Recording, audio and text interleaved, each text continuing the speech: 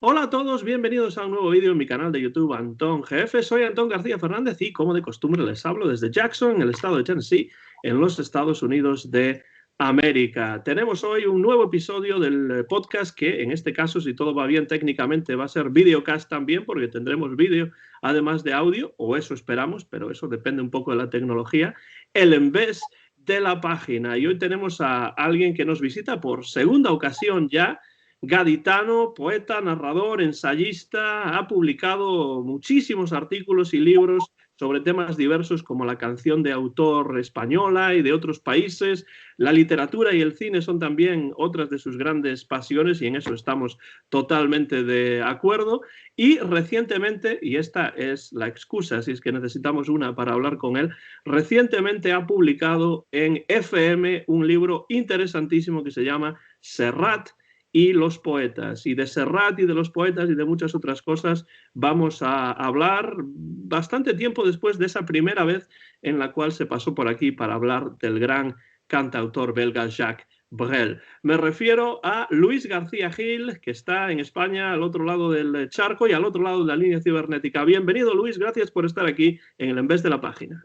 Muchas gracias, Antón. Ya sabes que es un verdadero placer charlar contigo y como tú has dicho, es realmente una excusa para poder dejarnos ir en nuestra complicidad, ¿no? Que yo creo que abarca muchos campos, muchos temas, así que encantadísimo de estar en tu canal. Pues lo mismo digo, y además para hablar de este libro, Serrat y los poetas, que se ha publicado recientemente, tú has estado promocionándolo en diversos medios, he visto bastantes artículos, entrevistas de radio, incluso televisión, me parece, y ahí está el libro, ahí lo está enseñando Luis, Serrat y los poetas, muy recomendable, publicado por FM, que es una revista a la que también contribuye Luis con sus artículos periódicamente. Y bueno, antes de hablar del libro, ya que la otra vez que estuvimos charlando hablamos de Jacques Brel, me gustaría saber si tú ves concomitancias entre la música de Serrat y la música de Jacques Brel.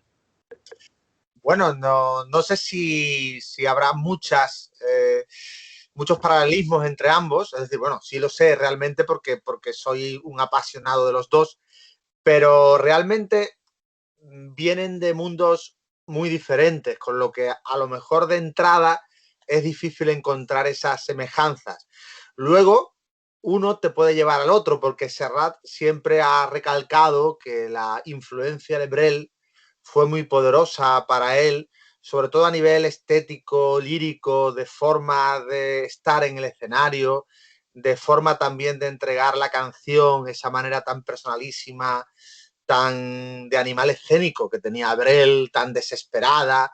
Quizás Serrat tiene otra serie de referencias que tienen que ver más con la copla, pero también con la canción francesa, al fin y al cabo. Y de esa canción francesa se dijo mucho la ascendencia aznaburiana de Serrat, de Aznavour, pero yo creo que Brel es más importante a la hora de fijar una especie de cantor espejo para el cantautor catalán, también George Brassens, por supuesto. Serrat aprende mucho de la canción francesa, sobre todo en lo que tiene de dignificación de los textos, de acercar esos textos a la poesía, de intentar que una canción tenga que decir cosas y las diga con contenido, con profundidad, y en eso los franceses son indudablemente maestros. Y Brel es belga, pero al fin y al cabo es francófono, es francés, en la manera de entender la canción. De hecho, en la nueva canción catalana hay mucha influencia, ¿no? Mucha relación con todo lo francófono. Sí, sí, muchísima, claro. Ellos sienten, hay un librito de Josep María Espinàs que se titulaba Brassens, Trovador de nuestro tiempo, un librito en catalán que era un poco casi un libro bandera de lo que puede ser el nacimiento teórico de la nova cançó, es decir, los catalanes, en este caso, que crean el movimiento de la cançó, tienen a los franceses como absolutos referentes. Claro, Barcelona, Cataluña mira mucho hacia Francia. Siempre sabemos que Cataluña ha sido, y digo ha sido porque últimamente creo que lo es menos, muy cosmopolita y se ha acercado mucho a lo que significaba Francia como referencia cultural. Y en este caso, la Nova Cançó nace con una referencia muy importante de lo que estaba significando la canción francesa. En los años 60 es la gran década de Jacques Brel, pero también ya es todo un consagrado Georges Brassens. Estamos viendo también a Moustaki también desenvolverse con una calidad enorme. Por supuesto, Bárbara, porque también hay que decir que hay voces de mujer muy importantes también en la canción francesa, toda la herencia que viene de Edith Piaf. Y bueno, todo eso al fin y al cabo, todo ese Leo Ferré, por supuesto, aquí entra la relación de Leo Ferré con la poesía cantada, con los poetas. Todo eso al fin y al cabo es algo importante, es como una sustancia lírica, musical importante que influye a los catalanes. Y a ti, Luis, ¿de dónde te viene esta fascinación con la música de Joan Manuel Serrat? Bueno, de la infancia, es decir, en casa sonaba mucho Serrat. Siempre hablo de mi hermano mayor, José Manuel, que era y es un gran aficionado un gran apasionado de los cantautores. Él también es poeta, él también se desarrolla en el mundo literario y bueno, él era una referencia para mí concreta porque sus discos de vinilo yo también los escuchaba y ahí aparecía Serrat. Mi padre también era un gran melómano, pero mi padre escuchaba más a Alberto Cortés, por ejemplo, o incluso, hay que confesarlo, escuchaba a Julio Iglesias, que no tiene nada que ver con lo que estamos hablando. Le gustaba mucho la canción melódica también. Y por supuesto la música clásica. Mi padre escuchaba el Requiem de Mozart, era uno de sus... Ahí estamos hablando ya de música... Toda música es con mayúsculas, estamos hablando de grandes, pero claro, el Requiem de Mozart tiene una fuerza y una dimensión, te diría que cósmica, alucinante, y para un niño ver esos, con un buen equipo de sonido que mi padre tenía, pues escuchar a ese Requiem de Mozart te deja huella melómana, creo. Así que un poquito de todo, la iniciación a la música viene por vía paterna, por vía de mi hermano José Manuel en este caso, y por la curiosidad que yo siempre tuve de adolescente, porque el cine, por ejemplo, es una pasión que yo descubro también con 10, 11, 12 años, y en este caso en mi casa no había nadie con una gran cinefilia, es decir, el amor al cine creo que es algo muy mío en este caso, no necesité referentes claros, aunque el ambiente por la cultura que se respiraba en casa, creo que fue muy importante para acercarme a todos esos ámbitos. En eso me veo muy reconocido, la verdad, porque también esa música sonaba en mi casa a través de mi padre, a través de mi madre. Ellos siempre estuvieron muy cerca de la canción de autor. A mi padre le interesa especialmente pues, Luis Eduardo Aute y Paco Ibáñez, ¿no? Que Serrat, por supuesto, también, pero mi madre era la que realmente era una verdadera fan de Serrat, incluso antes de conocer a mi padre. Y entonces toda esa música se respiraba, ¿no? En mi casa también cuando era pequeño, y entonces muchos de mis recuerdos infantiles y juveniles tienen que ver pues, con las canciones de Serrat, de Aute y de muchos otros cantautores, ¿no? ¿A ti qué fue lo primero que te atrajo de la música de Serrat? Pues su forma de interpretar, su forma de decir las canciones, esa escuela que era francesa, pero también tenía que ver con la copla. Serrat tiene mucho sur dentro, mucha Andalucía sonora. Creo que eso también para un andaluz como yo, ese punto de conexión que curiosamente no la tienen otros cantautores renombrados. Creo que Serrat es el más andaluz de todos los cantautores no andaluces, claro. No estamos hablando de Carlos Cano o de mi querido también y admirado Javier Ruibal.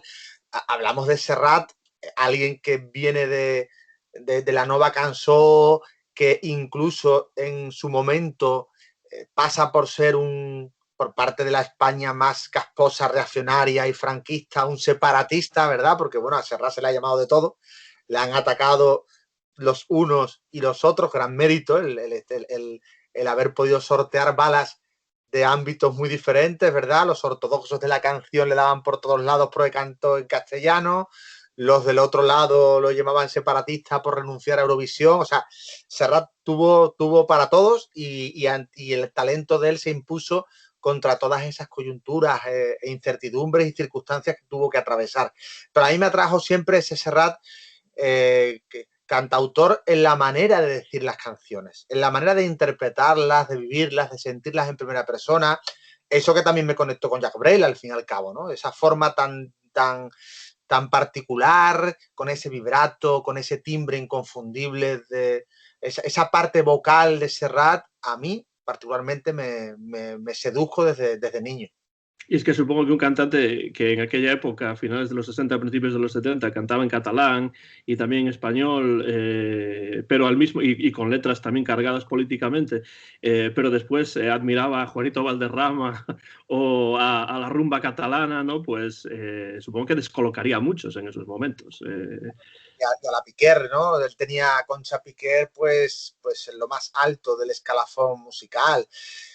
Pero se podía ser moderno y Serrat lo era porque era muy moderno en los años 60 y yo creo que es una lección para los tiempos que corren. Serrat era más moderno que nadie en estética, en manera de entender la vida y la canción, pero sus referentes podían pasar por ser antiguos, pero es que no eran antiguos, es que la Piquer, la Copla, Quintrolino y Quiroga tenían canciones tan superlativas que era importante que Serrat las pusiera en primer plano cuando todo el mundo consideraba la copla como algo desfasado e incluso franquista, como si la copla tuviera ideología, que realmente no la tenía. Más bien el franquismo la instrumentaliza, la utiliza, que es algo muy diferente. Entonces, bueno, Serrat nos enseña a mirar hacia los clásicos, hacia los que de alguna forma nos constituyen a nosotros, nos conforman a nosotros, porque son nuestros referentes. Hoy día vivimos un presentismo tan lamentable en lo musical que el adolescente solo consume la música del momento, de la hora, del instante, y no es capaz de ver que la música tiene un pasado y que ese pasado es lo que nos enriquece. Y mirar hacia ese pasado es lo que yo hice con 13 años y lo que yo le pediría a los adolescentes de hoy que hicieran. Pero los tiempos son otros también. Sí, además, unas cosas están relacionadas con otras necesariamente. No todo está relacionado con todo, pero sí está claro que si entramos en un artista, sea el que sea, en este caso Serrat, nos vamos a encontrar pues con sus influencias de muchos tipos, ¿no? Y en esto ahondas en este libro también en relación a los poetas. Hay muchos libros escritos sobre todo sobre Joaquín Sabina y sobre Joan Manuel Serrat, ¿no? Y entonces me pregunto, Luis, ¿cómo surgió este proyecto de escribir un libro acerca de Serrat y los poetas y qué era lo nuevo que tú querías aportar con este volumen a la bibliografía serratiana? Bueno, siempre pensé que faltaba un libro que analizara a Serrat como cantor de poetas. La poesía cantada de Serrat es muy importante, es muy trascendental. Él, como sabemos, alterna la poesía propia, es decir, las canciones en letra y música, con los poemas a los que pone música, que en este caso se integran con una naturalidad absoluta en su propio repertorio, hasta el punto que tan importante es el Serrat que canta Mediterráneo como el que canta Cantares, el que integra a Machado, Antonio Machado, con naturalidad en el propio universo personal de temas y de sensaciones cantadas que tiene el cantautor catalán.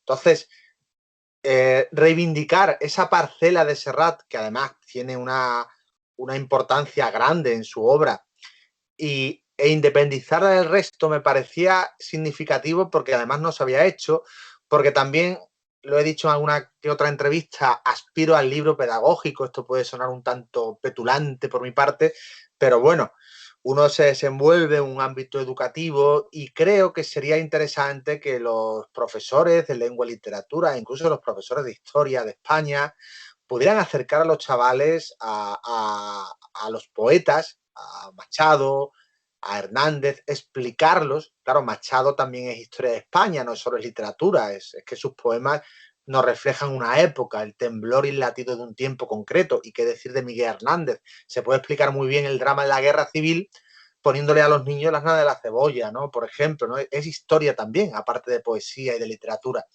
Entonces, claro, Serrat lo hace de una manera tan conmovedora, transmite tanta música, esos poemas, y él sabe perfectamente encontrarles esa música, los convierte además en poetas pop, porque van a las listas de éxitos. Entonces creo que los chavales, que quizá hoy estén en otra onda musical, pueden entrar mejor en la poesía gracias a la labor no solo de Serrat. Has hablado antes de Paco Ibáñez, hemos hablado también de Alberto Cortés, incluso Loquillo con los poemas que les puso música a Gabriel Sopeña. Tenemos hace poquito Teo Cardalda, nunca digo bien el apellido, discúlpame, de Cómplices. Sí, Cardalda, sí. Eso es, ha hecho un disco sobre Valle Inclán, al que a su vez puso música Cecilia. Tenemos muchos ejemplos de poesía cantada y se podría hacer toda una historia de la poesía española a través de los cantantes que les han puesto música o que los han cantado. Y en el caso de Serrat, como ha sido tan reincidente en el buen sentido de la palabra, creo que merecía un libro aparte. Esto que comentas tiene mucha incidencia en el mundo francófono, en el que se estudian los poemas de Jacques Brel y de otros cantantes, incluso en los Estados Unidos, donde pues, Bob Dylan se estudia en las universidades, o el This Land is Your Land de Woody Guthrie pues, se estudia también en las escuelas. No entiendo por qué eso no se hace en España. Porque seguimos teniendo un absoluto desconocimiento de nuestro pasado, porque los cantautores, por la razón que sea, pues gozan de mala prensa general. Eso Juan Puchades, cuando publicitó el libro en redes, pues él dijo que si este libro fuera sobre un cantautor indie perdido de un lugar de Estados Unidos o sabes que sería pues muy como algo muy recibido de una manera pues muy receptiva por parte de los lectores, pero parece como que Serrat, como lo tenemos tan a mano, como lo tenemos tan cerca, como lo hemos visto, bueno, lo hemos visto desde siempre, con esa cercanía del cantautor que ha salido mucho en los medios de comunicación, no le damos el valor que realmente tiene. Serrat es nuestro Dylan. Es que hay que verlo así y en España debería ser respetado, considerado y reconocido como tal. Es verdad que Serrat ha tenido un reconocimiento importante en nuestro país, no cabe duda, y mucho más en América Latina. Pero hay una España también heladora, como diría el propio Machado, y hay una serie de público un poco más enconado, que sigue negándole a Serrat el pan y la sal. Bueno, y qué decirte de Cataluña con toda la deriva del procés, cuando le han llamado, porque dice, no, es que esos son casos aislados. Bueno, el tema de que Serrat es un traidor es algo que viene de muy lejos en la Cataluña más ortodoxa. El tema de que Serrat es un traidor a la patria catalana es algo que ya a la Nova Cançó le marcó como un San Benito, y al final hay mucho catalán ultra, como hay mucho español ultra, que desconociendo la propia biografía de Serrat casi que lo desprecian como cantautor y no son capaces de poner en valor su obra y sus méritos, porque al final todo lo que se mueve por la política, por lo febril, por el sectarismo ideológico, en este país es el único país que no somos capaces de intentar analizar nuestros grandes mitos populares sin que la ideología se nos meta por medio y sin que al final las visiones particulares rompan lo que debe ser una valoración objetiva de los personajes. Puede ser esto último quizá porque en los últimos años Serrat no se haya pronunciado demasiado sobre ese tema catalán, o quizá no haya dicho lo que algunos quieren que diga.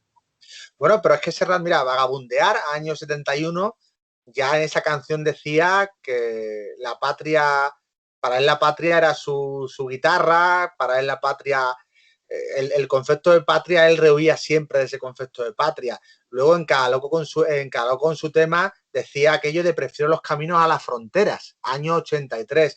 Es decir, Serrat siempre ha sido más partidario del Partido Socialista catalán. Cuando él viene del exilio se afilia realmente al socialismo catalán, nunca se afilió a partidos independentistas, nunca se sintió próximo a Salvador Espriu como el gran poeta de la Nova Cançó. Él prefirió otros caminos, le cantó a Joan Salvat Papasseit, por cierto, poeta ácrata, en este caso un magnífico disco, Res no es mesquí, del año 77. Quiero decirte que creo que aquellos que identifiquen a Serrat con cualquier tipo de nacionalismo, de bandería excluyente, no lo conocen. Serrat se movió mucho más en el terreno del charnego, a lo Juan Marsé, que en el terreno del catalán, a ver, que es muy respetable, Sergi Lluís Llach o Raimon, que por cierto Raimon también se ha desvinculado mucho del procés, pero Raimon y Lluís Llach jamás cantarían a la Piquer.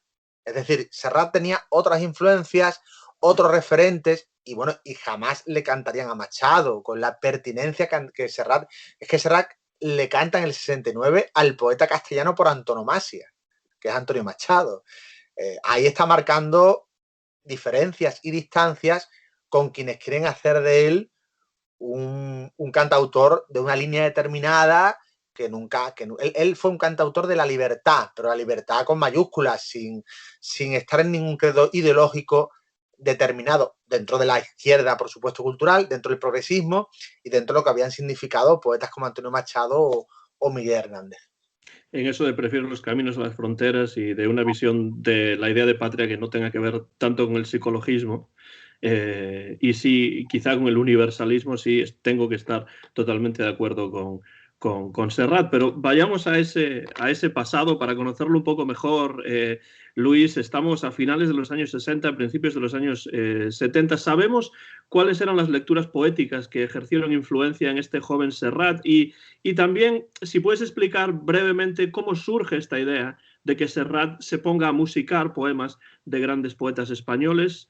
¿Por qué específicamente Machado entre los muchos que podría haber elegido? Bueno, Serrat me confesó, porque para el libro de Serrat y los poetas tuve la suerte de hablar con él en una conversación telefónica, la verdad es que muy, muy enriquecedora, como siempre que me cruzo con Serrat. Es un hombre sabio y aprovecho de esa sabiduría también para el libro. Él es un lector de poesía tardío. Él, en este caso, a diferencia de Aute, que desde casi muy temprano su vocación pictórica y poética es más significativa, en el caso de Serrat, él llega a los poetas tarde. En la universidad, bueno, haciendo el servicio militar, él va encontrando personas a su alrededor que le van estimulando en ese camino de encontrar poetas en los que sentirse reconocido. Él empieza a leer esa poesía con 19, con 20, con 21 años. En sus primeras canciones ya late una poesía propia, creo que importante. Si escuchamos la canción de Bressol o La Tieta, estamos ante un cantautor que domina los recursos de la canción como muy pocos. Pero es realmente a partir de la universidad donde empieza él a sentirse tentado por la poesía, y donde en estas cosas un poco del azar también, pues le llega a Hernández, le llega Machado, el Machado y el Hernández que entonces podía circular, porque estamos hablando de poetas que no eran precisamente oficiales o que no entraban dentro de lo que es la oficialidad del régimen franquista. Y nunca hay una pretensión por parte de Serrat, como también se ha dicho, no hay nada premeditado en Serrat. Serrat va avanzando en su carrera, tiene alrededor a un manager de hierro, que va a ser Lasso Vega, que va a ser muy importante en el boom Serrat, en la capacidad también, el talento estaba, pero te necesitaba un manager que por tierra, mar y aire difundiera al cantautor, y Lasso lo hace muy bien con Serrat, eso es innegable. También le permite el salto a América, que va a ser también muy importante, y hay que entender que Serrat viene a discutir el trono, la primacía a Rafael. España pasa, en cierta manera, bueno, Rafael no se va, nunca se ha ido del todo, pero España pasa de Rafael a Serrat, con lo que tiene de importancia cultural que pase de Rafael a Serrat, porque claro, las canciones de Serrat son más profundas que las de Rafael, admirando yo también a Rafael, al que por cierto estoy trabajando en un proyecto en torno a su obra, más sociológico en este caso que artístico, porque me interesa el Rafael artista, pero me interesa más el Rafael sociológico, que ha sido capaz de moverse como pez en el agua en todos los años, en el franquismo, en el posfranquismo, en la transición, en la democracia, en todo. Eso es un mérito enorme, ¿no? para Rafael, un superviviente. Y en el caso de Serrat, pues ya te digo que de momento la entrada en su mundo de los poetas es muy importante, pero no creo yo que cuando leyó a Machado él ya pensaba en hacerlo cantable. Esas son cosas que van surgiendo progresivamente. Primero lee al poeta, el poeta le influye en sus canciones también, en la manera incluso de escribir le va influyendo, y de pronto encuentra que esos poemas, que son canción de entrada, porque sabemos que Machado, tú lees un poema de Machado y tiene una musicalidad indudable, tiene un ritmo indudable, tiene una métrica indudable. Entonces, Serrat en un momento determinado pensó, oye, ¿por qué no hacer esto en un disco? Y claro, tiene también referentes, porque Paco Ibáñez le enseña un camino. Alberto Cortés, sobre todo Alberto Cortés, le enseña un camino más avanzado todavía, porque Alberto Cortés ya le pone unos arreglos, ahí está Baldo de los Ríos, ya los arreglos de Alberto Cortés son más arriesgados que los de Paco Ibáñez. Paco Ibáñez es más espartano, más desnudo, más ligero de equipaje. Entonces Serrat encuentra, sobre todo en Alberto Cortés, como precursor de Cantarle a Machado, un referente. De hecho, de Alberto Cortés va a coger el poema Las Moscas, musicado por él, y va a coger Retrato. Coge 2 poemas cantados ya y musicados por Alberto Cortés y los incorporará a su disco monográfico dedicado al poeta sevillano. Es muy interesante esto que comentas porque, claro, los referentes están claros incluso escuchando el disco, porque la presencia de Alberto Cortés es evidente en el disco, incluso con nombre, porque firma obviamente algunas de las músicas en el disco dedicado a Antonio Machado, poeta, pero es que es cierto que Serrat se desmarca de la concepción un poco más ascética, ¿no? de Paco Ibáñez en cuanto a su acercamiento a cómo musicar estos poemas. Algo que siempre me ha sorprendido de Serrat al escuchar sus discos es que a mí me parece uno de los cantautores españoles de ese momento más comerciales. Y digo comercial no en un sentido negativo, ni mucho menos. Pero esto, como tú decías antes, permite que estos poetas españoles o catalanes también en algunos casos, pues lleguen a las listas de éxito. Y esto no es algo que se pueda considerar baladí en el año 1969, 70, 71 y siguientes. Más allá de esto, ¿cuál crees que es la contribución de estos discos monográficos acerca de poetas de Joan Manuel Serrat a la cultura en general y a la literatura en particular? Lo primero que son discos muy buenos, lo que tú has comentado. Cuando hablamos de comerciales eran los Beatles también, ¿no? Al fin y al cabo. Sí, por eso digo que no era algo negativo, ni mucho menos, pero No, que si comparamos, por ejemplo, mucho de lo que hace Aute o de lo que hace Paco Ibáñez o de lo que hace, pues no sé, incluso Raimon, ¿no? Pues me parece que Serrat es más agradable al oído, es más comercial, pero en el sentido más positivo de la palabra. sí, sí, no. Es curioso que fíjate que lo primero que llama la atención del disco de Antonio Machado es que él no aparece en la portada, lo cual ya es un distintivo no comercial. Es decir, dentro de la comercialidad de canciones más subrayadas por los arreglos de Ricardo Miralles, donde la profusión orquestal beneficia precisamente la asimilación por el oyente de una manera mucho más clara.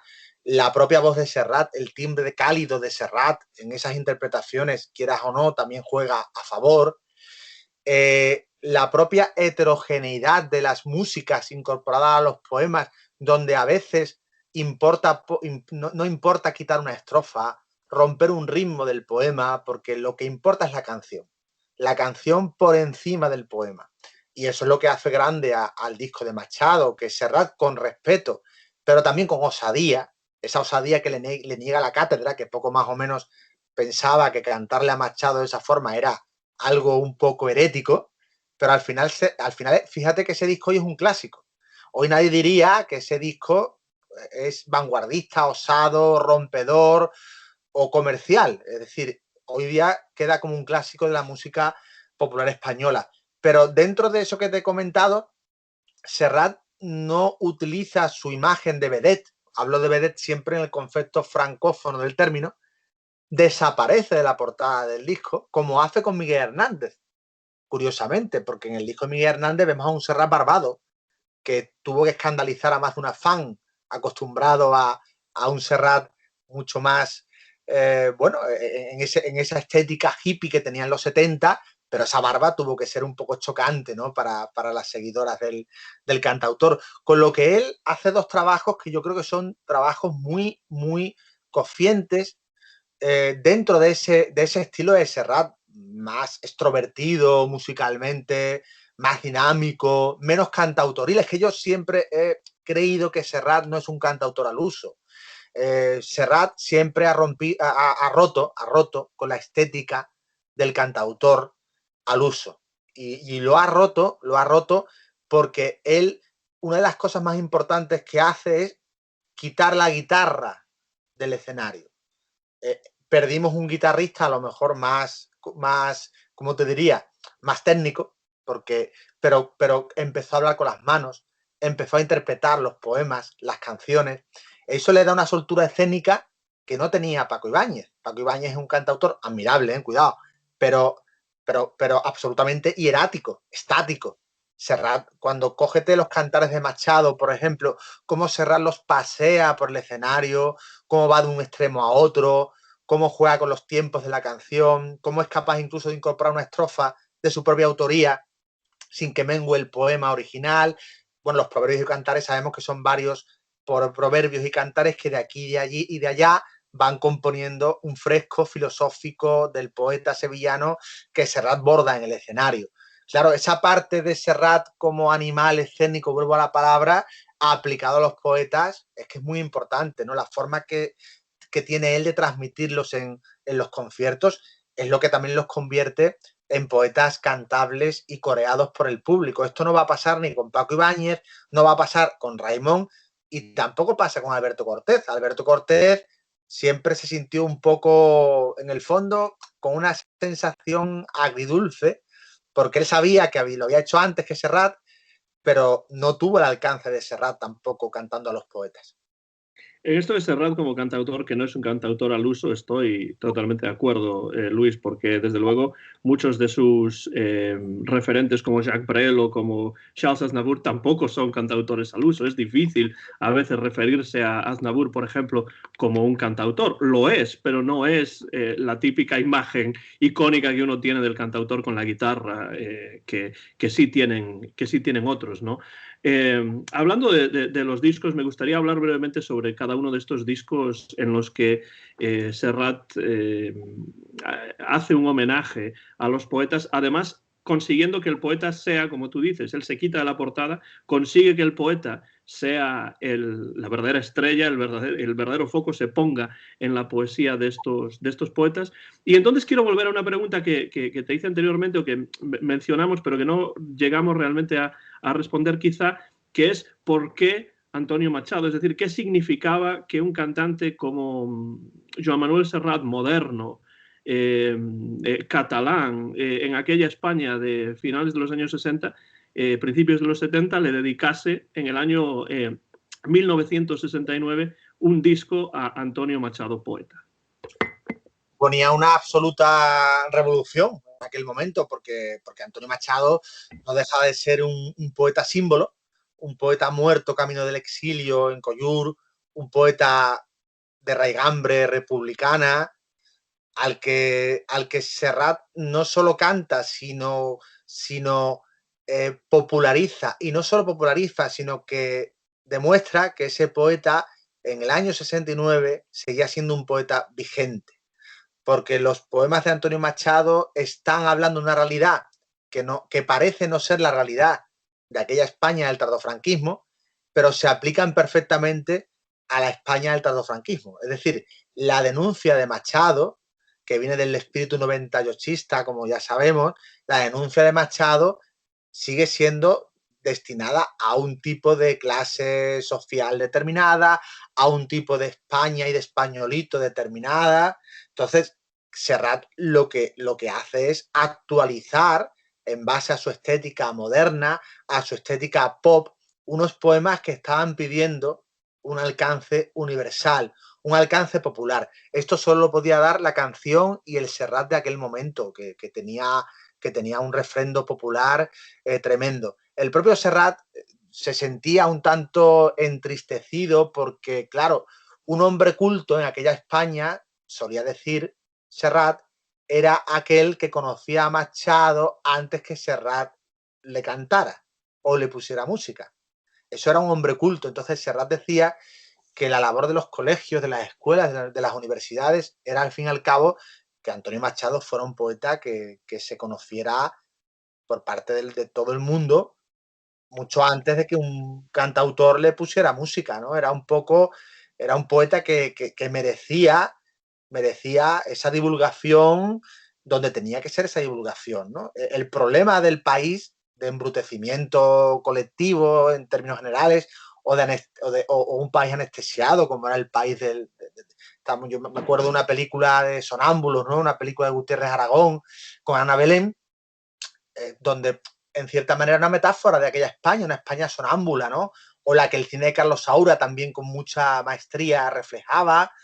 Bueno, Serrat viene un poco a despertar conciencias y a conseguir que un poeta como Machado, que sí circulaba, ojo, tampoco hay que decir que Machado no circulaba en aquella España, tampoco vamos a mentir, Machado circulaba, pero no era un poeta realmente con la significación que le dio Serrat, que lo toma como poeta símbolo y lo lleva a plazas de toros, lo lleva a estadios, lo lleva a auditorios, lo lleva a teatros, lo lleva a salas de fiestas, lo lleva a muchísimos sitios y lo lleva luego a América Latina también. Sí, de hecho es algo que perdura en el tiempo, Luis, porque yo utilizo poemas, por supuesto, de Antonio Machado, de Miguel Hernández, por ejemplo, en mis clases de literatura española en la universidad aquí en los Estados Unidos, y para mí es imposible leer algunos de esos poemas sin pensar en la música de Serrat. Y bueno, y en el caso de otros poetas, sin pensar en la música de Paco Ibáñez, etcétera. Es decir, eso está ligado y además es un puente pues que une de alguna manera al poeta con mis alumnos, ¿no? Porque ya no solamente es que tengan que leer el poema, pueden escucharlo también. Me pregunto en este sentido, Luis, ¿cuál es la importancia que tiene en este primer disco el papel de Ricard Miralles, que hace los arreglos, que dirige la orquesta? ¿Podríamos tener este disco sin la participación de Miralles? No, es fundamental.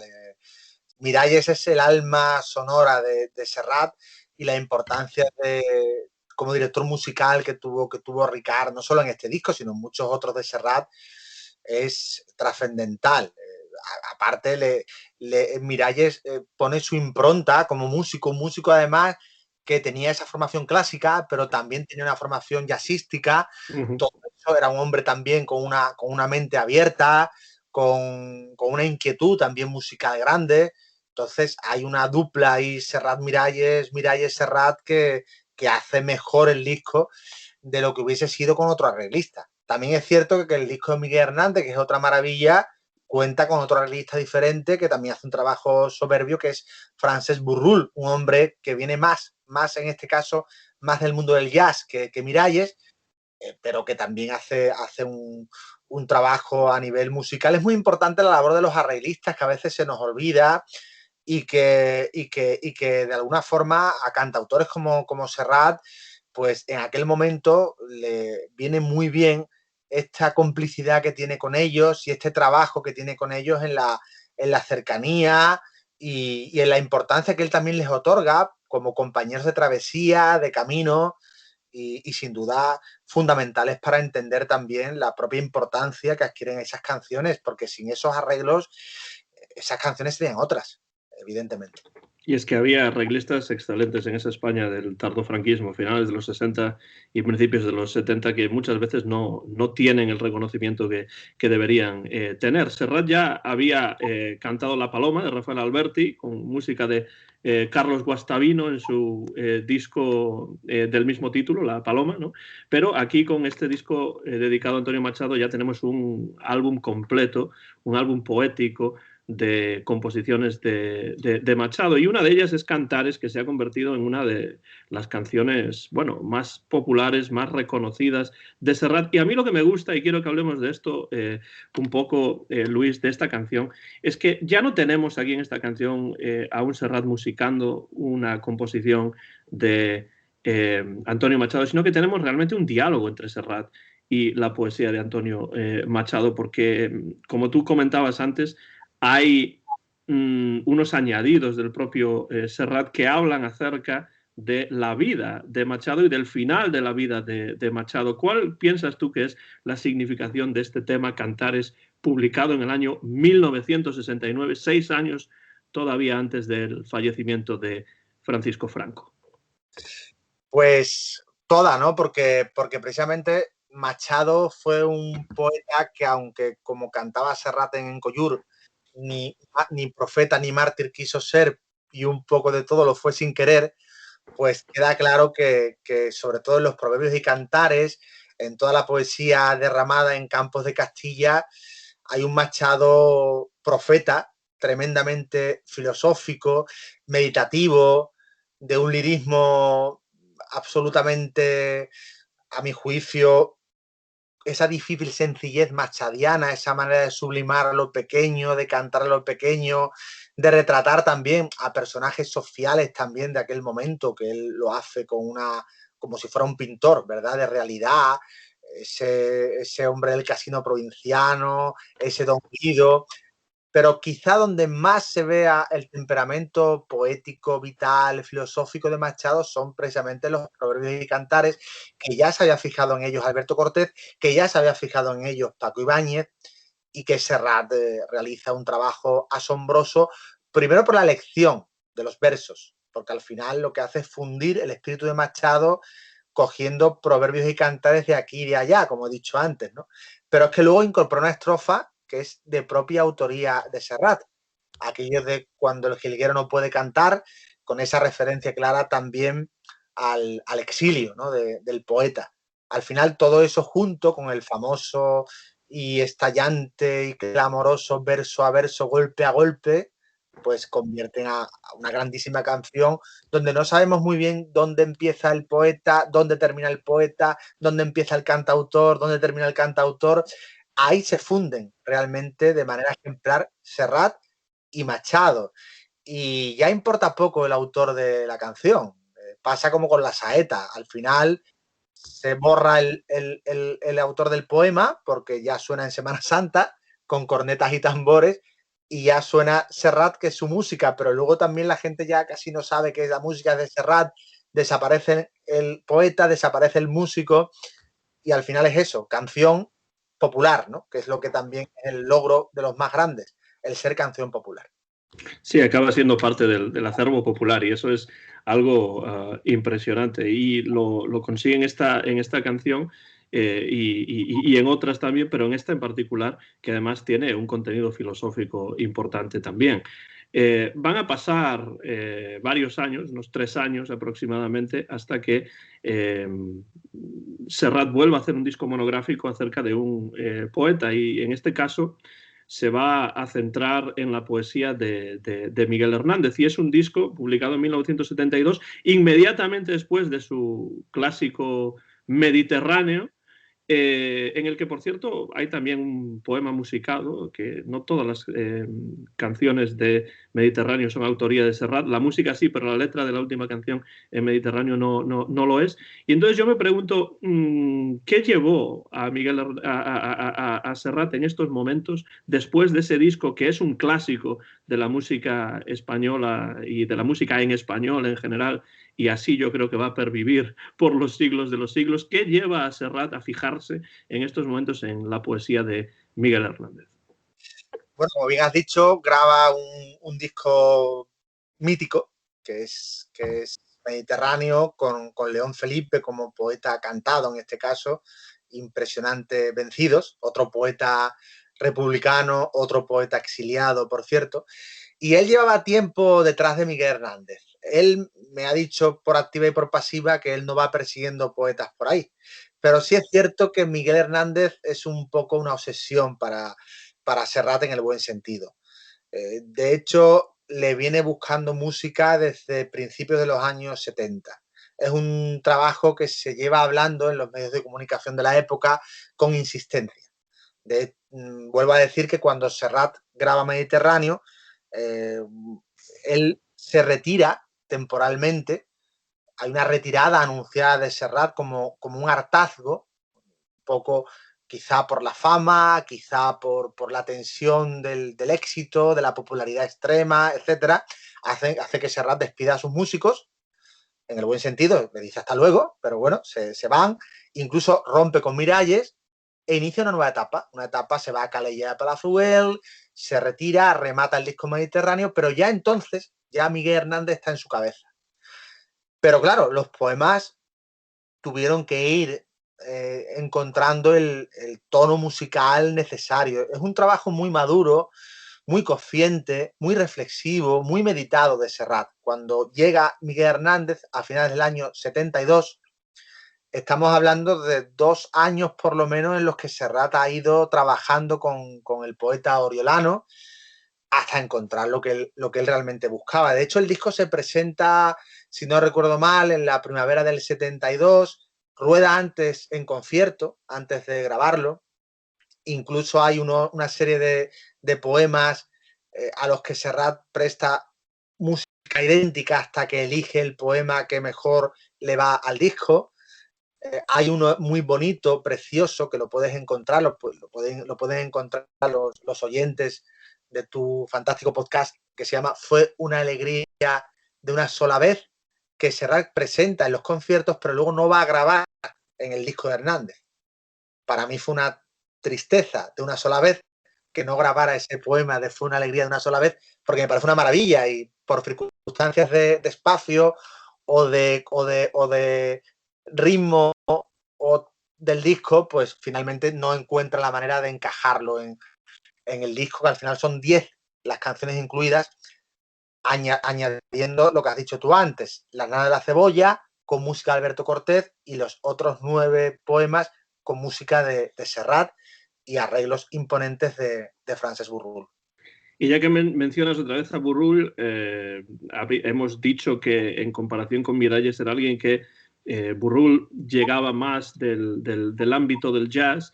Y más allá de eso, ¿qué diferencias encuentras o podemos encontrar escuchando un disco y el otro? ¿En qué es diferente Burrul de Miralles y cómo influye eso en el disco tal y como lo conocemos hoy? Es que son 2 discos muy distintos porque también son 2 poetas muy distintos también. Es verdad que en el disco de Hernández suena el Romancillo de Mayo, que puede ser el pasaje más bucólico del disco, que es preciosa, con esas flautas tan características, pero todo el disco de Hernández es trágico, es pesimista, es oscuro, es denso, pero tiene una fuerza tremenda. A mí me parece uno de los grandes discos de Serrat.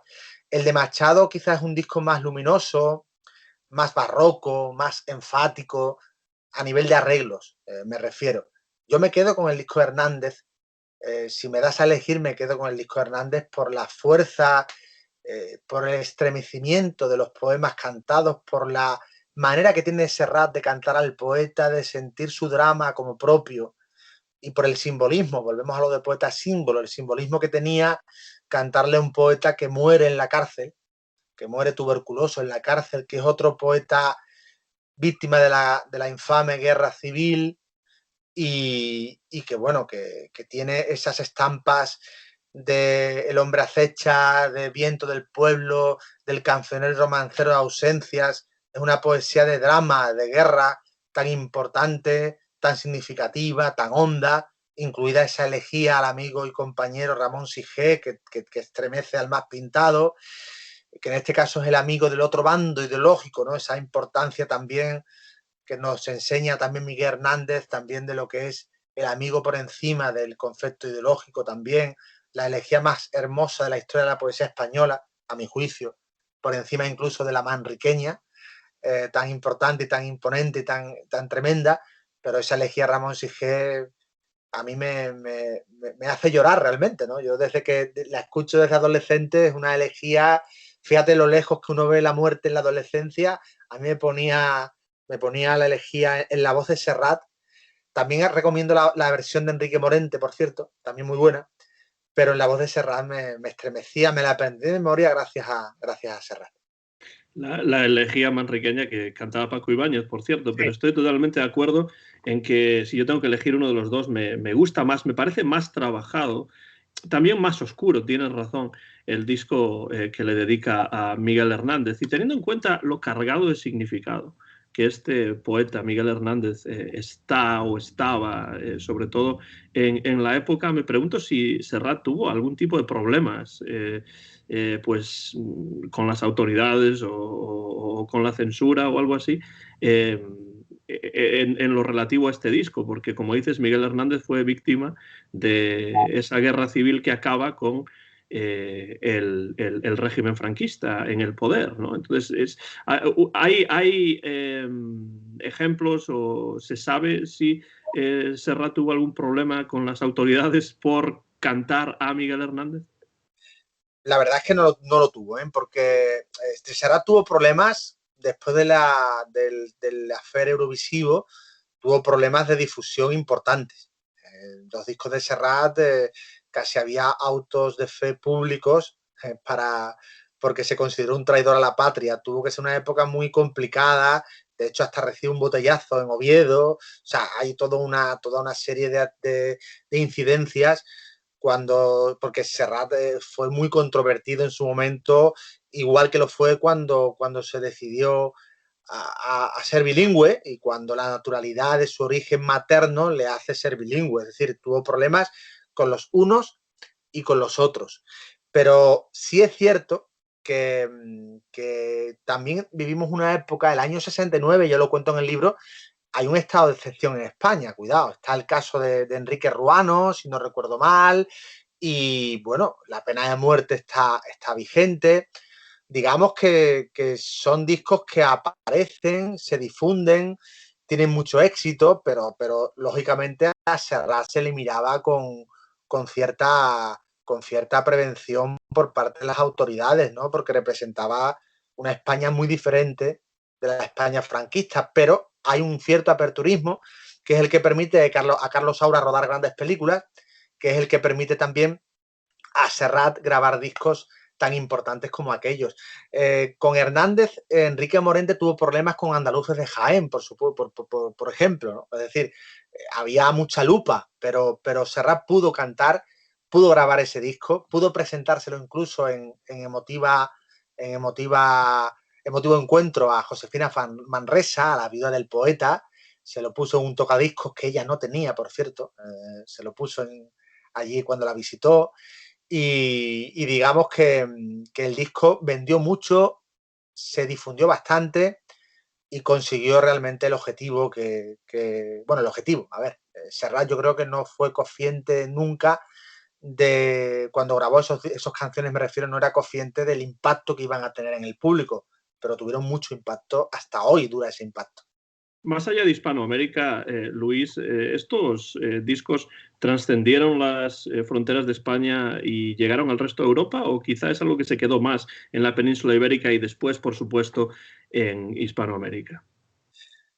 Realmente Serrat a nivel europeo, por ejemplo, en Italia sus canciones se difunden bastante a través, por ejemplo, de Gino Paoli o de la misma Mina. Pero claro, en Italia se creen que Gino Paoli es el autor de Mediterráneo. Un ejemplo que pongo, o David Broza, por ejemplo, en Israel, que lo convierte en número uno, pero también se creen que las canciones que canta es Serrat, por ejemplo, ¿Qué va a ser de ti?, se creen que es de David Broza y no de Serrat. O sea, Serrat tiene un impacto global, pero realmente su manera de acercarse a lo que es a otros países, digamos, europeos, es mucho menos influyente que lo que va a hacer en América Latina, que tiene un idilio desde el año 1969. También es verdad que Serrat encuentra en Argentina, en Chile, en México, en Uruguay, encuentra una segunda casa y un segundo refugio, incluso cuando se exilia también encuentra ese refugio en Latinoamérica. Y eso para un cantautor como Serrat, de su sensibilidad, de su apego también a las raíces, sean estas cuales sean, porque ya le dijo su madre que él era de donde comían sus hijos. De la madre decía que esa era la mejor definición de patria que a Serrat le habían dado, la dijo su madre Ángeles. La señora Ángeles le dijo que de donde comían sus hijos, de ahí era su patria. Y Serrat ha tenido muchas patrias por eso mismo, porque ha sentido el calor, la amistad, el abrazo cercano de mucha gente y también de esa América hispanohablante. Al final, Serrat no necesitó de otros mercados. Hubo una proposición en su momento, en los años 70, de cantar en inglés. Él la rechazó. Tú fíjate en Julio Iglesias. Julio Iglesias es una carrera orquestada para triunfar en Estados Unidos. Digamos que es un cantante que busca otro tipo de horizontes, mucho más comerciales en este caso, que los que ha buscado Serrat, ¿no? Serrat ha sido comercial, pero sin mermar calidad, haciendo lo que ha querido en cada momento. Y quizá la entrada en un mercado anglosajón o un determinado mercado le hubiese obligado para triunfar en Francia, no lo puedes hacer cantando en español. Ni mucho menos. Para triunfar en Estados Unidos o en el Reino Unido, tampoco.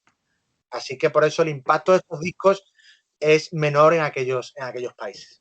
Bueno, eso pasaba en España también con los cantantes italianos, los cantantes franceses que tenían que grabar sus versiones en español de sus temas en los años 60 y 70 para poder tener éxito en la propia España, ¿no? Pero en el caso de Joan Manuel Serrat, yo creo que quizá una pequeña excepción puede ser Portugal, porque Carlos do Carmo, el fadista, por ejemplo, grabó varias de sus canciones y con bastante éxito en lengua portuguesa, ¿no?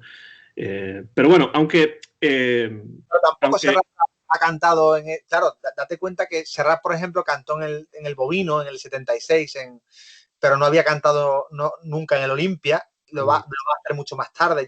Yo por cierto, fui testigo del primer recital de Serrat en el Olimpia de París, que fue impresionante, pero claro, dedicado más bien a una comunidad de oyentes latinoamericanos, en este caso. Pero el impacto de Serrat en esos países, incluido Portugal, ha sido siempre menor y a través de otras voces. Y bueno, aunque él sigue musicando poemas en otros de sus discos, si no me equivoco, tienen que pasar bastantes años hasta que haga un nuevo disco que tenga que ver con un poeta en particular, ¿no? Porque tenemos que viajar, tú me puedes corregir, hasta el año 1985 para llegar a ese disco que se llama El Sur también existe, ¿no? Que publicó para Ariola. Eran otros tiempos, ya años 80, mediados de los 80, ya termina la dictadura franquista, estamos ya en la época de la democracia al haber pasado eso que se llama transición y bueno, pasan más de 10 años hasta que Serrat vuelve a musicar composiciones de un poeta, ¿no? Que en este caso es el uruguayo Mario Benedetti. Y yo me pregunto por qué pasa tanto tiempo, si es que esto tiene una respuesta, y también qué es lo que le atrae a Serrat de los textos de Benedetti. Bueno, Serrat realmente graba en su carrera 4 discos monográficos. 1969, Antonio Machado. 1972, Miguel Hernández. 1977, No es Mesquí, que es sobre poemas de Joan Salvat Papasseit, un disco espléndido. Bueno, iba a hablar de ese en la parte dedicada al catalán. Digamos que dentro de ese orden creativo, digamos, de discos monográficos, el de Salvat Papasseit está ahí en el 77, con lo cual el hilo temporal no se rompe del todo. Pasan 3 años entre Machado y Hernández, 5 entre Hernández y Salvat Papasseit, y luego pasan 8 hasta que graba a Benedetti, El Sur también existe. Digamos que lo que él siempre te hace ver es que su carrera no está prefigurada o premeditada, es decir, los proyectos surgen cuando surgen, llegan cuando llegan. En el caso de Benedetti, digamos que el poeta uruguayo ya había sido muy cantado en Latinoamérica, sobre todo el caso paradigmático es el de Daniel Biglietti, ¿no? Que es el que además realiza un trabajo también muy en la cercanía con Benedetti, ¿no? Y para Serrat esa cercanía de Biglietti con Benedetti es importante porque la va a tener él también con el poeta montevideano, bueno, el poeta de Paso de los Toros en este caso, pero que realmente va a poder trabajar con él codo con codo, hombro con hombro, con un poeta vivo, cosa que no había podido hacer con ninguno de los poetas anteriores. El disco llega a un momento creativo diferente también. A mí me gustan mucho los años 80 en el caso de Serrat, pero es cierto que a partir de cada uno con su tema puede que entremos en una encrucijada creativa importante. Ya Serrat lo ha cantado prácticamente todo, ha hecho discos formidables, ya tiene un repertorio atemporal y cada disco nuevo cuesta trabajo encontrar un Serrat nuevo o un Serrat que diga algo diferente a lo que ya había dicho antes.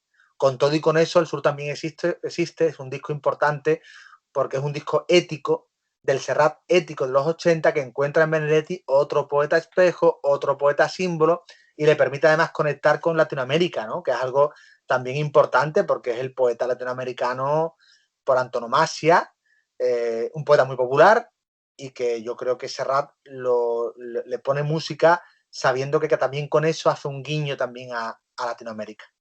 ¿Piensas que todo eso condicionó de alguna manera un poco a Serrat? Porque claro, Antonio Machado, Miguel Hernández no podían participar en el proceso, ¿no? Esto cambia aquí un poco y entonces me pregunto si esto, desde tu punto de vista, en tu investigación para este libro, piensas que esto condiciona o hace que se acerque quizá a los textos de una manera diferente Joan Manuel Serrat. Sí, no, sin duda, claro, porque además esa era también la gracia del proyecto, ¿no? El poder compartirlo con Benedetti, que de hecho hace incluso... Benedetti también tiene mucha conexión con la canción, y es que incluso El Sur también existe, es una canción antes que un poema, o sea que al final se produce una serie de cantes de ida y vuelta entre lo que Serrat va jugando con los versos del poeta, el poeta va también interrumpiendo ese proceso creativo, le va sugiriendo cosas, hay un enriquecimiento mutuo que convierte la experiencia en apasionante, pero el disco quizás se nos queda en menos apasionante. Para mí El Sur también existe, es un disco fallido, y aquí estamos también para en mi caso, me refiero, para decir también las cosas como las veo, porque yo huyo de la geografía, huyo del libro de fan, tú sabes que me gusta mucho el rigor y la meticulosidad, y evidentemente Serrat, como todo grande, también se equivoca y también tiene discos menos inspirados, y El Sur también existe, es un disco menos inspirado que el de Machado y el de Hernández. Con todo, me encantan los formales del frío, me encanta la defensa de la alegría, por ser también muy representativa del poeta que fue Mario Benedetti, y hay canciones que todavía hoy funcionan muy bien en aquel trabajo. A mí, ya sé que a ti te gusta el Serrat de los 80, a mí me da la sensación siempre que escucho un disco de los 80 de Serrat, pero esto pasa también pues con Joaquín Sabina, pasa también con Aute. Me da la sensación de que estos discos adolecen un poco de un sonido muy ochentero, ¿no? En sus arreglos, como no podría ser de otro modo porque están creados y grabados en los años 80, ¿no? Pero aquí, en El Sur también existe, el año 85 justo en medio de la década importante en la historia, en la cultura de España, regresa Ricard Miralles. Y entonces me pregunto, ¿qué ha cambiado en este sentido en cuanto a los arreglos de Miralles, a la relación entre Serrat y Miralles desde 1969 y principios de los 70 hasta este año 1985, donde tenemos un disco que también es un disco que musica poemas, pero grabado muchos años después? Bueno, ya estamos hablando de cantautor y arreglista y director musical, pues entrando en la cuarentena. O sea, ya son personas de 40 años y con una perspectiva que da también la experiencia, el camino recorrido. Serrat se vuelve una persona a nivel, digamos, creativo, con más autoexigencia si cabe. Él siempre ha sido muy disciplinado, muy exigente, pero le costaba mucho dar por bueno las canciones. Date cuenta que el Serrat prolífico de los años 70 ya no va a ser el mismo a partir de los 90, por ejemplo. Y ya en los 80 da síntomas ya de cansancio creativo, evidente, porque no da por bueno todo lo que graba y le cuesta trabajo realmente hacer canciones. Igual que hay gente como Dylan que son prolíficos por naturaleza, hay otros que les cuesta más trabajo, se pelean más con las musas, y en el caso de Serrat eso se está produciendo ya en el año 85.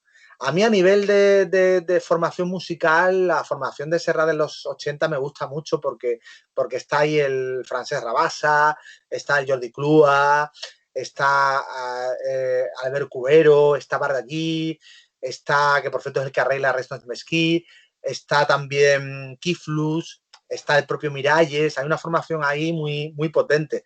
Pero es cierto, como bien dices, que es también hija de su tiempo, se utilizan mucho en aquella época los sintetizadores, de cosas que, bueno, que un poco pueden chirriar a nivel de arreglos, pueden chirriar un poquito, ¿no? Pero bueno, el disco eso también existe. Lo que yo creo que el problema que tiene ese disco es que es demasiado enfático, es muy barroco, tiene demasiada cuerda, demasiado metal, demasiado viento, demasiado trombón, demasiada trompeta, y creo que está muy por encima de lo que los poemas piden o exigen, porque a mí Benedetti me parece un poeta muy respetable, muy popular en el buen sentido de la palabra, un poco panfletario a veces, también te lo tengo que decir, un poco fácil también a veces, también te lo tengo que decir. Pero bueno, independientemente de eso, me parece un poeta absolutamente que ha llevado la poesía a mucha gente, y eso ya me merece el máximo respeto. Y creo que es un disco representativo de aquel Serrat ochentero que encuentra en Benedetti pues otro poeta en el que sentirse reflejado. A mí es que, Luis, me gusta Serrat mucho más cuando es un Serrat más intimista, ¿no? Un Serrat que dice las canciones, un Serrat que no abusa de los arreglos, ¿no? Pero es una cuestión personal. Supongo que otros oyentes, otras personas, pues pensarán de manera diferente. Pero desde mi punto de vista personal, así es. Y también me gustan mucho los discos en catalán de Serrat. Creo que con algunas excepciones son los grandes desconocidos de su gran discografía, porque Serrat tiene una discografía bilingüe, una discografía enorme en realidad. Estaba repasándola el otro día y la verdad es que es una discografía imponente, ¿no? Pero en catalán tiene discos muy buenos que quizá por la cuestión lingüística a lo mejor, o la distribución diferente quizá de esos discos, o quizá porque él está buscando un público diferente, pues son bastante más desconocidos que los otros. Y entre ellos está ese que mencionabas del año 77, sobre poemas de Salvat Papasseit. Y me gustaría hablar un poco de ese disco porque creo que en general es bastante desconocido, o por lo menos lo era para mí hasta que empecé a preparar esta conversación un poquito, ¿no? ¿Qué lleva a Serrat a musicar a Salvat Papasseit, que bueno, es un poeta bastante importante dentro de la literatura catalana, pero quizá no tan conocido en otros lares?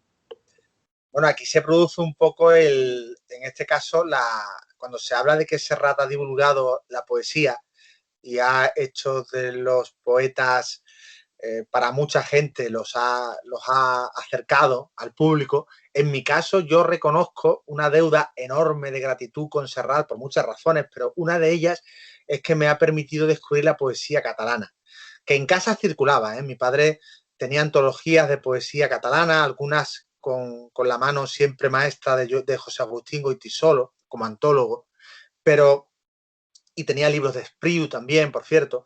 Pero claro, la poesía catalana a mí me llega de una forma potente gracias a Serrat. En el caso de Joan Salvat Papasseit, que es un poeta que me encanta y que descubro también por Joan Manuel, te diría que ya hay una canción para Joan Salvat Papasseit que Serrat graba en un disco fabuloso que es Serrat 4 de 1970. Se llamaba Serrat 4 porque eran los 4 años que Serrat tenía de trayectoria en la música en catalán. Bueno, él empieza en el 65 realmente, pero bueno, agrupa un poquito es un disco de alguna forma, es un primer disco de madurez importante a nivel de textos, de contenido, de visión un poco de la canción. Serrat 4 yo creo que es un gran trabajo de Serrat con arreglos precisamente de Ricardo Miralles.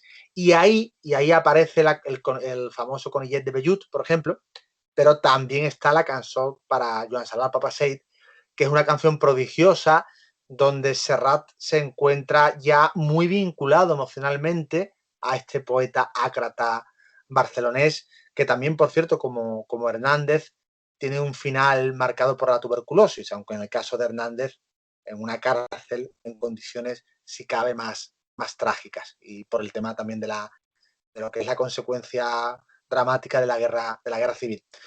Por tanto, Serrat ese disco también lo lleva anunciando desde algún tiempo, cuando se va al exilio, forzado por las circunstancias que ya sabemos, porque él se declara en contra de la pena de muerte y a partir de ahí se le niega la entrada.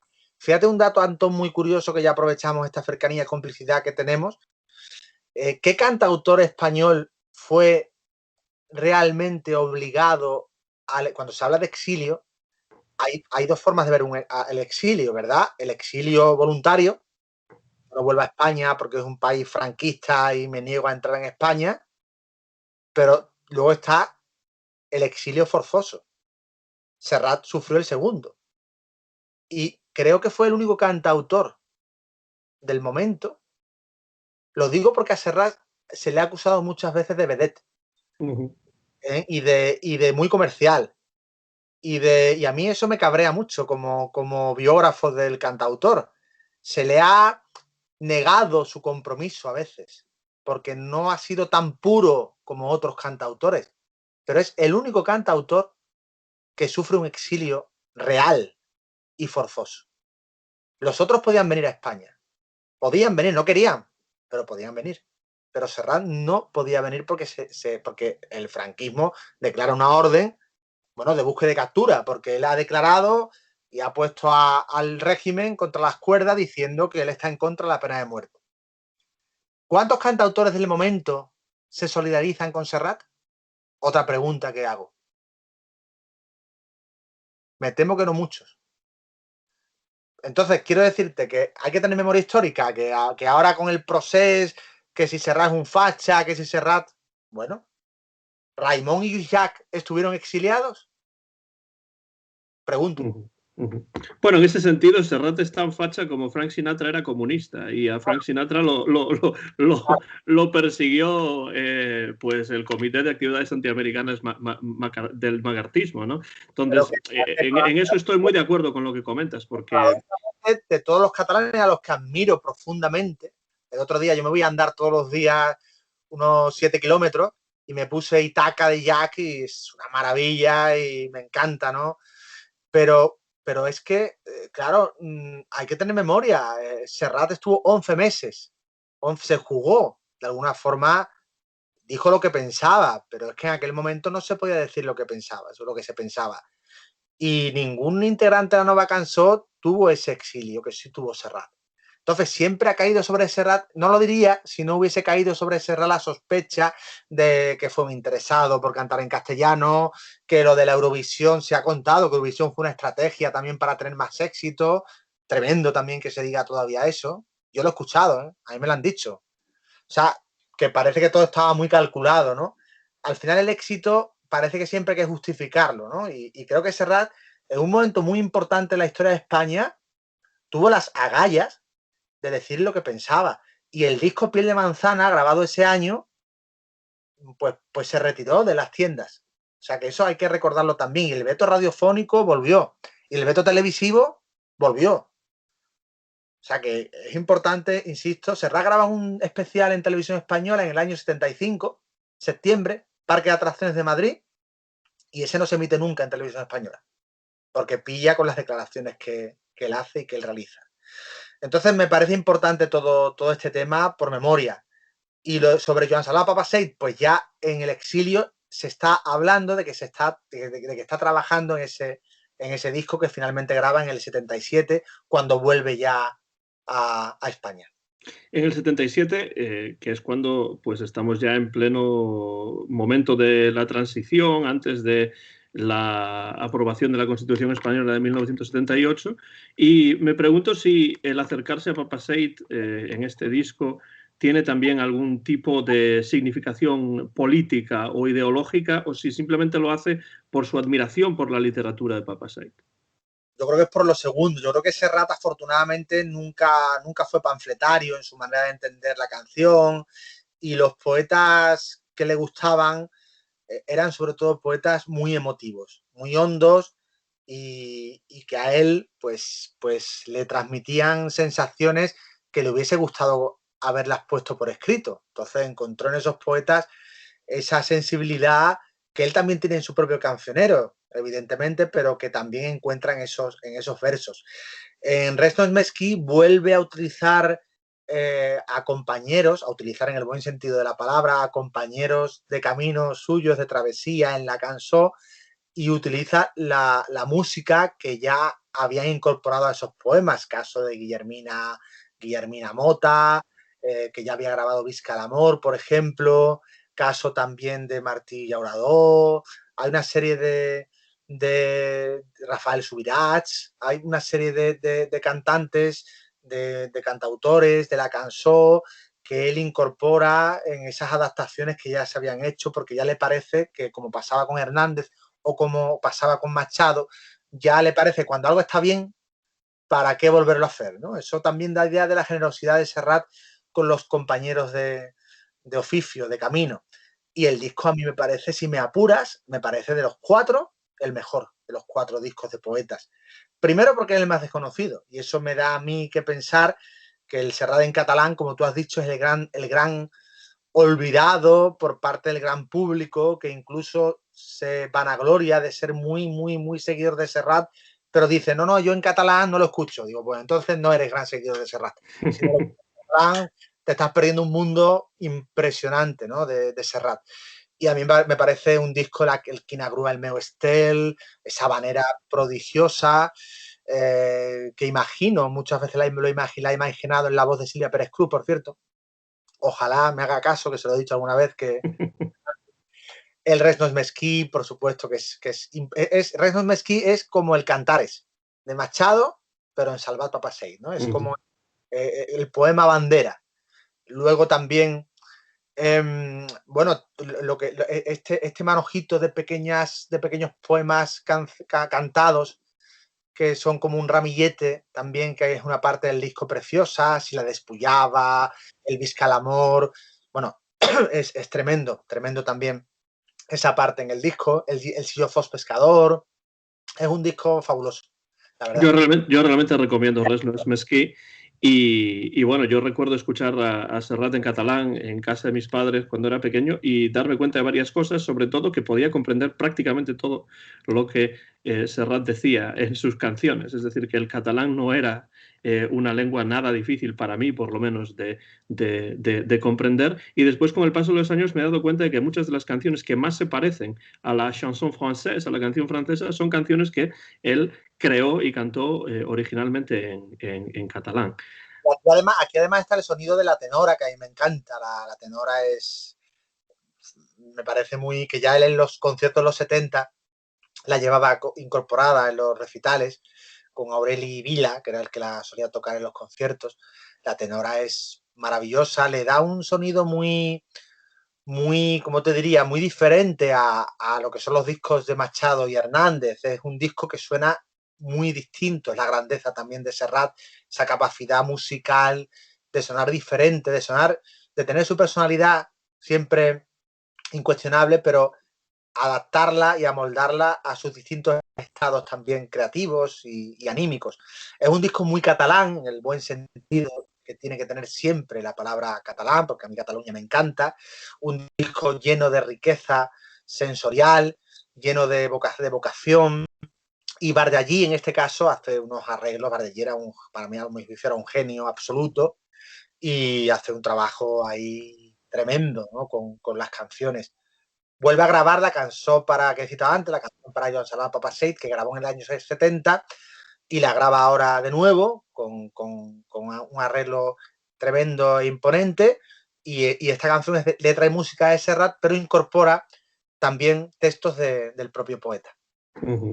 Pues Luis, llevamos más de hora y cuarto charlando y yo podría continuar horas y horas porque la verdad es que es muy interesante y me encanta charlar contigo, como saben quienes hayan escuchado el programa sobre Jacques Brel. Tengo un par de preguntas finales para ir concluyendo si tienes un poquito más de tiempo. Y una de ellas tiene que ver con el hecho de que en otros discos, por ejemplo Mediterráneo, ya hemos dicho, 1978, Utopía, bueno, muchos otros, incluye Serrat también algún poema musicado suelto, pero no es un disco, digamos, conceptual o un disco monográfico sobre tal o cual poeta. ¿Esto por qué lo hace Serrat? ¿Hay algún propósito? ¿Cambia dependiendo con el disco? Dependiendo del disco, ¿tú cómo lees esto de que Serrat de repente pues, utilice una canción que no sea realmente una canción propia, sino un poema musicado? Que también es una canción propia, claro. Yo creo que entra dentro de los procesos creativos que Serrat va desarrollando sin ningún tipo de premeditación. De hecho, Caló con su tema es un disco del 83 sin ningún poema.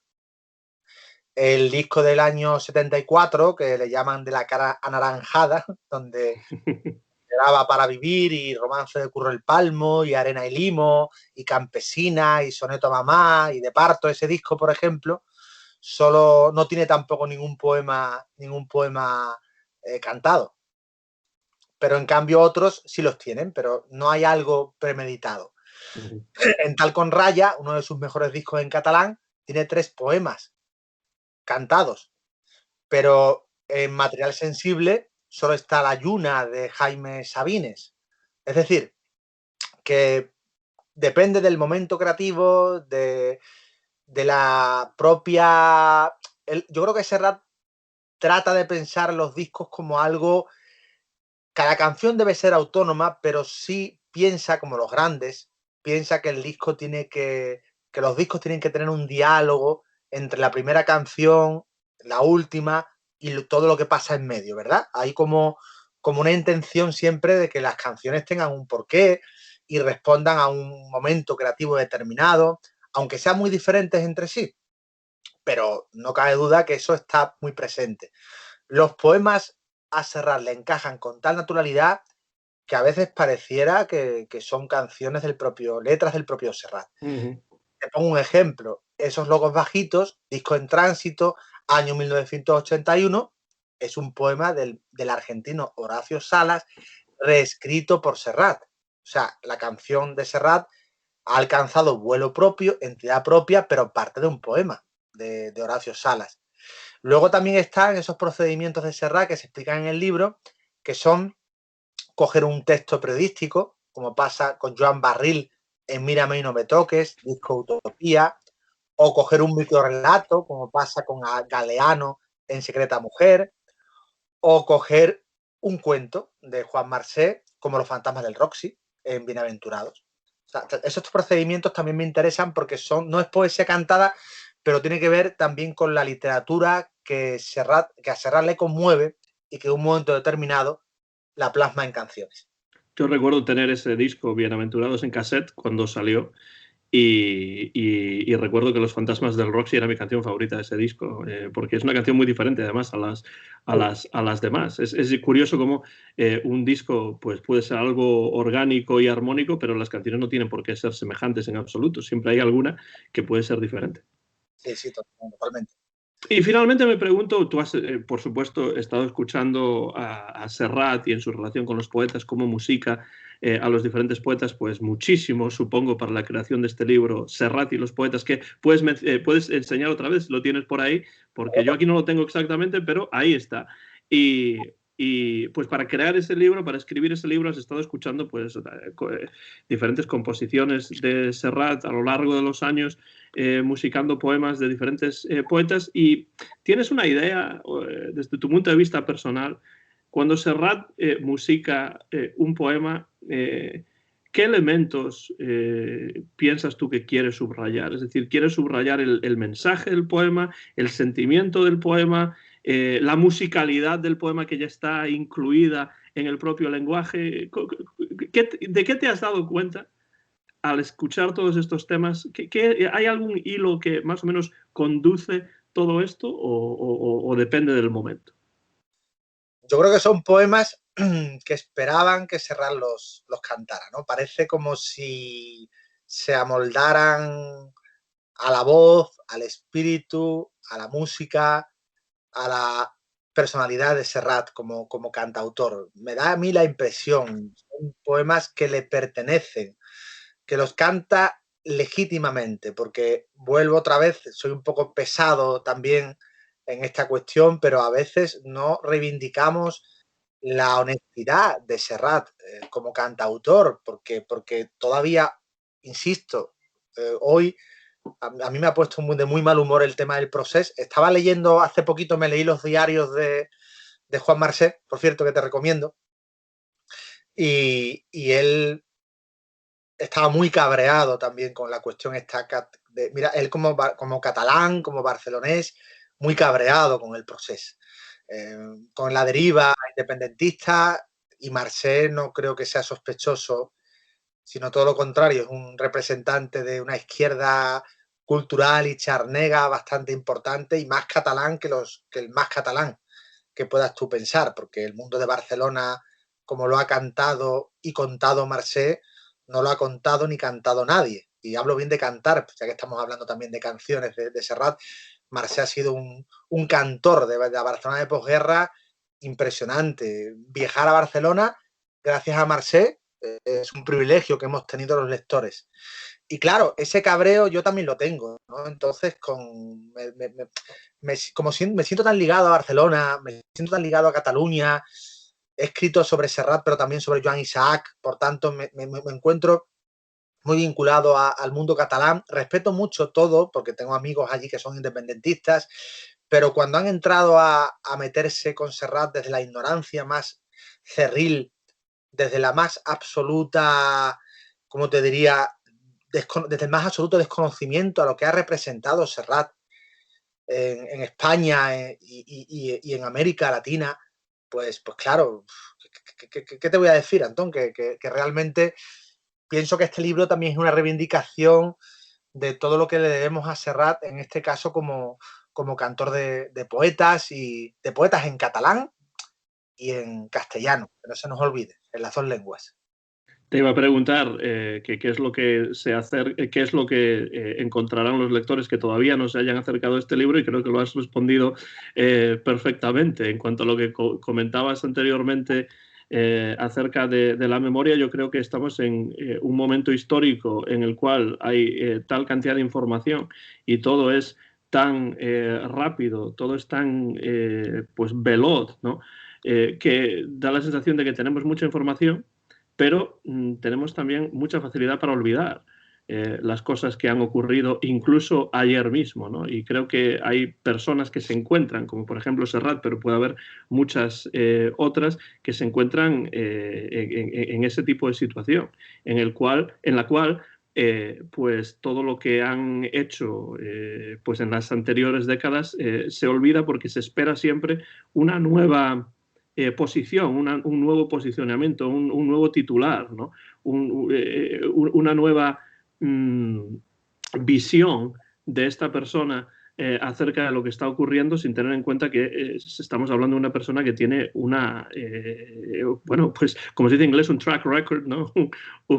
Una historia tanto profesional como personal importante y bien conocida detrás, con lo cual, bueno, llamar a Serrat y a muchos otros fachas por tal o cual razón, me parece ya no solamente un error, sino una falta de respeto y una falta de conocimiento acerca de lo que significan las figuras de estas personas.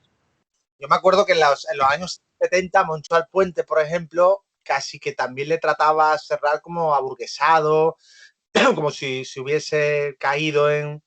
Claro, al final, vuelvo a decirte lo mismo, en el año 75 quien se moja es Serrat, y Moncho Alpuente se queda en su casa en Madrid, ¿sabes? Quiero decir que al final la historia nos enseña que de alguna forma que hay que ver las cosas un poco una debida perspectiva, y ser capaz de ponernos en situación de todo lo que representó Serrat en los años 70 en este país, cuando es verdad que cantaba Miguel Hernández con trajes de terciopelo, cosa que también se le rebatía, se decía, ¿no?, que salía con trajes muy...